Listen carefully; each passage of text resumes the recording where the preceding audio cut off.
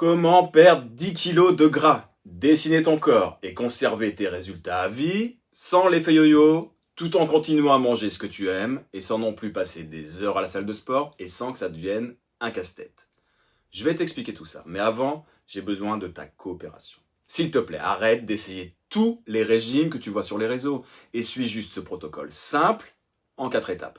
N'oublie pas d'enregistrer cette vidéo, comme ça tu pourras la regarder de nouveau à tout moment quand on aura besoin. Et aussi, envoie-la à 3 personnes, comme ça vous pourrez vous motiver ensemble et progresser en même temps. Ce protocole, il va marcher pour toi, quel que soit ton âge, quel que soit ton métabolisme et quel que soit ton niveau de santé actuel. Ce programme, il va marcher pour toi, comme il a marché pour des centaines d'autres clients que je coach depuis plus de 20 ans. Transformer son corps, ça peut être fait qu'en phases successives.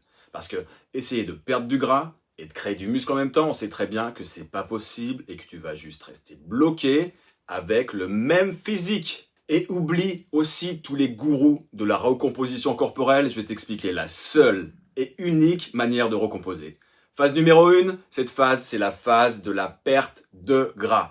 Elle peut durer entre 3 et 6 mois, voire 1 an même, en fonction de ton taux de masse grasse. Mais rappelle-toi que ce programme va te permettre d'obtenir des résultats que tu vas conserver toute ta vie. Si tu es toujours en train de regarder après que j'ai dit tout ça, c'est que tu es quelqu'un de mature, qui veut faire les choses bien. On va s'entendre. Perdre du gras, ça veut dire créer un déficit calorique. En gros, ça veut dire qu'à la fin de la journée, tu as consommé moins de nourriture que ce dont on avait besoin. Ton corps, en fait, il n'a pas d'autre choix que de consommer ses propres réserves de graisse pour fonctionner, tout simplement. À l'inverse, si tu manges trop de calories, et ben du coup, il y a un excès à la fin de la journée et ton corps, il n'a aucune raison de consommer ses propres réserves. C'est bon? Tu me suis jusqu'à là? Ok. Alors, pour calculer ton déficit calorique, tu prends ton poids souhaité à la fin du programme et tu le multiplies par 25. Ça, c'est les calories que tu dois consommer chaque jour. Tu rentres ça dans une appli qui compte les calories du type MyFitnessPal ou autre, peu importe. Mais tu ne tiens pas compte des recommandations basiques qui sont proposées par l'appli. Ces recommandations, c'est pour le tout venant. Toi, tu as des objectifs spécifiques. Alors, tu n'as pas besoin forcément d'atteindre cet objectif à la calorie près. À chaque fois, tu dois juste te situer dans cette fourchette le plus régulièrement possible. Si ton but, c'est 2000 calories par exemple, tu dois être dans une fourchette qui est comprise entre 1009 et 2100. Après, si on va au-delà de cet objectif calorique, la chose la plus importante, écoute-moi bien, c'est ton apport en protéines. Pour ton apport en protéines, pour faire simple, tu multiplies ton objectif de poids par 2 grammes. Plus tu vas manger de protéines, meilleurs seront tes résultats. On ne peut jamais manger trop de protéines, à moins bien sûr que ça te mette au-dessus de ton objectif calorique journalier. Ton apport en protéines, il va rester tout le temps le même pendant toute la durée du programme, à moins que tu décides de l'augmenter en cours de route, ça peut être bien aussi, ça peut que t'apporter des résultats bénéfiques. Après, en ce qui concerne les autres macros, c'est-à-dire les glucides et les lipides, que tu vas consommer, ça n'a pas vraiment d'importance, ça peut varier au fil des repas, au fil des jours, et c'est très bien comme ça, il n'y a aucun intérêt à vraiment fixer des objectifs spécifiques pour les glucides et les lipides, tant que ça n'affecte pas le résultat final. Pour résumer, tu te concentres uniquement sur tes apports en calories et sur tes apports en protéines. Alors ça veut dire effectivement que tu dois contrôler tes calories. Mais tu n'as pas besoin de le faire d'une manière parfaite, d'une manière scientifique, j'allais dire. C'est juste que les connaissances que tu vas gagner en traquant tes calories, elles vont être utiles pendant tout le reste de ta vie. Elles vont être utiles pendant tout le reste de ta vie. Après, tu n'auras plus besoin de tout contrôler. Sauf que si tu ne commences pas comme ça, c'est quasiment impossible de viser juste au début. Donc tu peux commencer à juste répertorier un repas chaque jour et puis augmenter au fur et à mesure. Mais surtout, ne te prends pas la tête. Si après tu es rétif à ça, tu veux absolument pas surveiller tes calories, mange uniquement des aliments non transformés, c'est-à-dire des fruits, des légumes, la viande, le poisson, les œufs, les laitages, les pommes de terre, les noix, les amandes, enfin tu vois bien. Principalement donc des aliments riches en protéines et aussi, en petit bonus, essaye de consommer au moins 25 grammes de fibres par jour. Plus tu fais ça, moins tu seras tenté de manger. Mais par contre, si tu fais pas ça, ça peut être les seules choses qui vont t'empêcher de progresser. Un petit conseil aussi, n'oublie pas ton apport hydrique. Bois suffisamment, genre 2 litres d'eau par jour, c'est bien. Et aussi, un autre petit conseil en bonus, c'est aussi de t'autoriser des petits plaisirs. Un petit plat sucré, saupoudrer tes aliments préférés d'un petit plaisir. De temps en temps, ça peut faire du bien. Il faut que tu sois indulgent avec toi-même. On vise le long terme, ça veut dire une transformation à vie.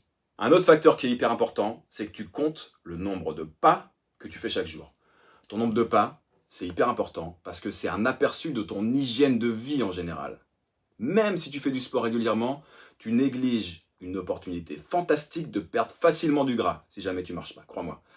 Donc tu vas télécharger une appli qui te permet de compter les pas. Tu vois combien de pas tu fais sur la semaine en général, en moyenne, et tu rajoutes un petit peu de pas chaque semaine. De cette manière, lorsque tu vas atteindre un plateau, il te suffira juste de rajouter des pas plutôt que de retirer des calories et puis les nutriments qui vont avec. Dernier facteur important, c'est la musculation. La musculation avec barre et haltères, la force. Parce que même si ton objectif c'est de perdre du gras, on a bien compris, tu y arriveras beaucoup plus facilement et beaucoup plus rapidement en étant plus fort. Déjà parce que les muscles, ça transforme ton corps, ça booste ton métabolisme et ça rend chaque phase plus facile. Mais aussi parce que ça va être bénéfique pour toi tout au long de ta vie. Ça va éviter l'ostéoporose, ça va te permettre de conserver un métabolisme super actif. Même quand tu vas vieillir, ça va t'aider à vivre beaucoup plus longtemps et en meilleure santé. Et le plus important, c'est que ça va te rajouter des années de vie, on est bien d'accord. Mais un bonus non négligeable, encore une fois, c'est aussi que ça va complètement changer à quoi tu ressembles quand tu te regardes dans le miroir. Donc durant cette phase numéro 1, tu vas perdre en moyenne, c'est une moyenne, entre 500 grammes et 1 kg par semaine. C'est une moyenne, hein. Ça veut dire que certaines semaines, tu vas stagner. Certaines semaines, ça peut même augmenter un peu. C'est normal, ça arrive. Tu n'es pas supposé perdre du poids chaque semaine d'une manière linéaire. Autre chose, quand tu te pèses, pèse-toi toujours au même moment de la journée et le même jour, par exemple, en te levant à jeun tous les vendredis. Aucun intérêt de te peser tous les jours. Pèse-toi toutes les semaines, ou même mieux, toutes les 2 semaines. Par contre, si tu vois que ton poids ne baisse pas pendant plus de 3 ou 4 semaines, d'une manière successive, tu fais bien attention déjà au nombre de calories que tu ingères, à ton niveau de protéines et au nombre de pas quotidiens.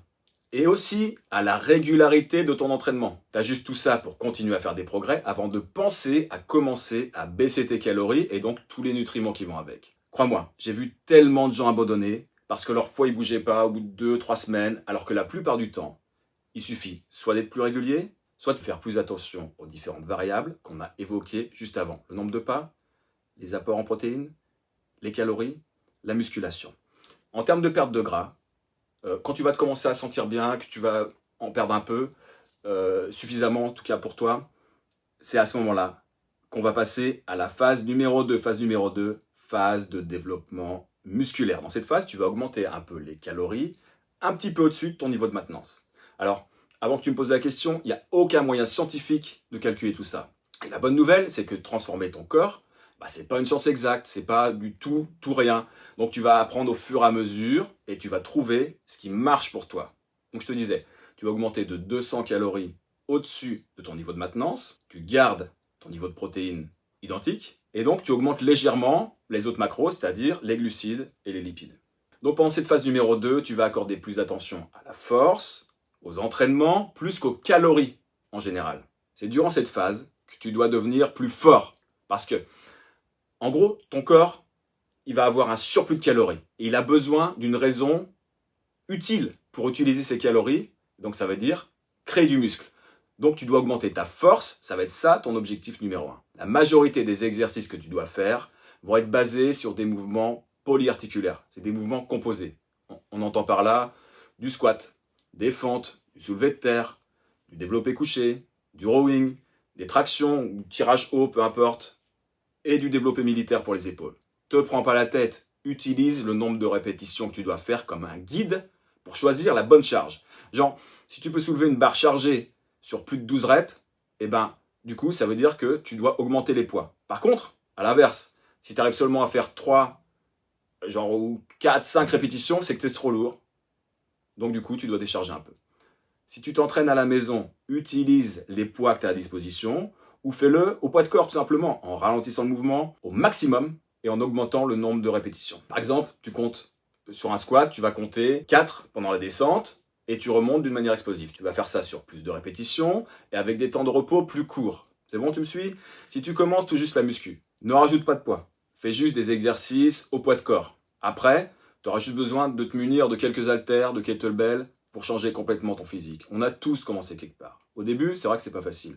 Et puis après, au fur et à mesure, ça s'améliore avec la pratique. T'inquiète, ça va aller. Donc au début, je te disais, tu peux commencer par 3 entraînements par semaine. Si tu n'as vraiment pas le temps, t'en fais 2. Et si tu n'as vraiment pas le temps, fais-en au moins un. Tu n'as pas besoin de faire 1 heure entière, mais juste que ce soit plus intensif que la fois d'avant. Par exemple, si tu as squatté à 60 kg la semaine dernière et que tu avais fait 8 reps, eh ben, cette fois-ci, avec la même charge, tu essaies d'en faire 10. Ou alors, une autre variante, c'est que tu essaies d'augmenter la charge, par exemple à 70 kg, et tu restes sur tes 8 reps. Le but, c'est de faire en sorte d'augmenter l'intensité pour que ton corps s'adapte et que du coup, ce stimulus lui permette de créer de la masse musculaire. Encore une fois, ne te prends pas la tête. Voilà, donc tu vas rester dans cette phase 2 aussi longtemps que tu feras des progrès et donc aussi longtemps que possible. Plus tu vas rester dans cette phase, mieux ce sera. Parce que tu vas créer plus de tissu musculaire, ça va t'aider dans tout le processus en général. Cette masse musculaire, tu vas la conserver toute ta vie et ce sera encore plus facile de conserver ton poids de forme pendant tout le reste de ton existence. Donc je te conseille de rester dans cette phase pendant 6, 8, voire 12 mois. Tu ne pourras augmenter tes calories que lorsque tu stagnes et que tu auras atteint un plateau. Et là, même là, tu augmenteras tes calories environ de 100 calories, pas plus. On va procéder de la sorte pour éviter de prendre du gras d'une manière inutile. Pour être clair, tu vas gagner un petit peu de poids pendant cette phase, c'est tout à fait normal, mais c'est du muscle, donc ça te sera utile pour tout le reste de ta vie. Par contre, si au bout d'un moment, tu continues à gagner du poids et tu vois que ça augmente trop, tu enlèves 100 calories à peu près et tu continues à t'entraîner dur. Lorsque tu es resté dans cette phase pendant 6 à 8 mois, que tu as bien augmenté ta force, que tu as bien augmenté ta masse musculaire, le moment est venu de passer à la phase numéro 3. Phase numéro 3, réduction graduelle du taux de masse grasse. On retourne dans un déficit calorique avec une différence notable. La masse musculaire que tu as gagnée permet d'augmenter ton métabolisme de base, ça veut dire que tu brûles plus de calories au repos. Dans la première phase, tu avais besoin de descendre, imaginons à 1800 calories pour perdre du poids sur la balance. Maintenant, tu peux avoir ce même résultat avec un apport calorique supérieur. Ça veut dire peut-être 2000, voire 2100 calories. Même processus, on garde les apports en protéines élevées et un nombre de pas important chaque jour. On continue à faire de la muscu, à porter des poids lourds, peu importe la phase maintenant, parce que la meilleure façon de perdre du gras, tu as bien compris aussi, c'est de prendre du muscle. Et la meilleure façon de maintenir son poids, c'est de conserver ses muscles, surtout pendant un déficit calorique. Donc on descend les calories de 200 à peu près, on soulève de la fonte, on marche régulièrement, 8 à 10 000 pas par jour, et on se pèse toutes les semaines, au mieux toutes les 2 semaines. Et là du coup, on va continuer à perdre 500 grammes à 1 kg de gras par semaine en moyenne. Il n'y a aucune urgence de toute façon.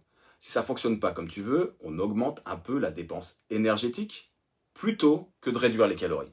Parce qu'encore une fois, si tu descends trop les calories, tu vas perdre du muscle et ça met à plat tout le processus. Alors là, le résultat final, c'est quoi? C'est un corps plus sculpté, en meilleure santé et plus fort. Et toi en plus, tu auras toutes les connaissances dont tu as besoin pour continuer comme ça toute ta vie. Et voici venir la phase numéro 4. Ça va être de maintenir ce physique pendant toute ta vie. Tu es maintenant au contrôle de ton corps, de ton apparence et de ta santé. Et puisque tu brûles plus de calories au repos, tu as plus de choix sur les aliments que tu peux manger. Tu peux te faire plus plaisir et ça aura aussi beaucoup moins de répercussions. À travers ce programme, tu auras développé des valeurs importantes, à savoir consommer plus de protéines, t'entraîner régulièrement, marcher beaucoup plus et consommer des aliments qui font du bien à ton corps. Ça veut dire que maintenant, tu n'as plus besoin de compter sur la motivation parce que c'est devenu ton nouveau fonctionnement. C'est devenu ta nouvelle vie. Durant toute cette aventure, tu auras compris comment vivre selon ces valeurs d'une manière régulière et tu te seras imposé à toi-même des limites et un cocon pour protéger ton mode de vie. Ça t'aura permis également d'augmenter ta résilience, ta détermination et ta volonté de réussir dans tous les domaines de ta vie. Ça t'aura permis aussi de revoir tes priorités et de t'imposer des créneaux pour t'entretenir physiquement et des règles pour manger d'une manière saine. Tu te sens mieux dans ton corps, tu te sens mieux dans ta tête, tu as plus d'énergie et tu as compris pourquoi tous ces régimes à la mode, ils ne fonctionnent pas sur le long terme. Tout simplement parce qu'ils ne changent pas ton mode de vie. Ils ne changent pas tes valeurs. Si tu as regardé cette vidéo jusqu'au bout, ça en dit beaucoup sur toi. Bon nombre de gens ont zappé dès le début parce qu'ils sont toujours bloqués dans cette boucle infernale, dans ce cercle vicieux des régimes yo-yo. Et aussi, on va se dire les choses, parce qu'ils veulent obtenir des résultats immédiats. Toi, tu veux faire les choses bien. Et juste pour ça, je suis déjà fier de toi. Reviens vers moi si tu as des questions. Je vais te dire un truc. Ta réussite, c'est la mienne. Je suis là pour toi. Écris-moi GO pour un bilan nutritionnel offert et qu'on mette en place ton programme d'entraînement dès maintenant. Let's go! À toi de jouer.